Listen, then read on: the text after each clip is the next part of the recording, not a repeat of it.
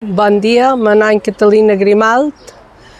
Vaig venir aquí el 78 i venia del camp. Va ser un canvi molt gros, però aquest barri, mirant en el camp, va ser alegre per jo. I ara ha canviat molt. Mirant en el carrer sí que hi havia una fàbrica de gel i magatzem